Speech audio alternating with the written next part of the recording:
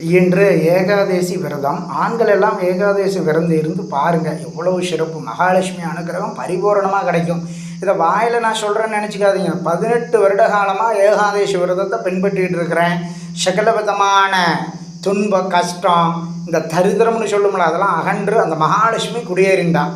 அதனால் சகலமாக என்ன வச்சுட்டுருக்கா, பெருமாள் என்ன வச்சுட்டுருக்காரு.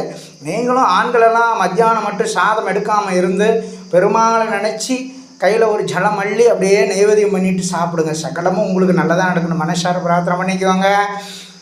சச்சுதானந்த கோவிந்தா கோவிந்தா, ரமண மகர்ஷி கோவிந்தா கோவிந்தா, சங்கு சக்கரதாரி கோவிந்தா கோவிந்தா, வாமன ரூபா கோவிந்தா கோவிந்தா, ஸ்ரீரங்கநாத கோவிந்த கோவிந்த, ராம ராம ராம ராம ராம ராம கோவிந்த கோவிந்த, ராமச்சந்திராய நமக.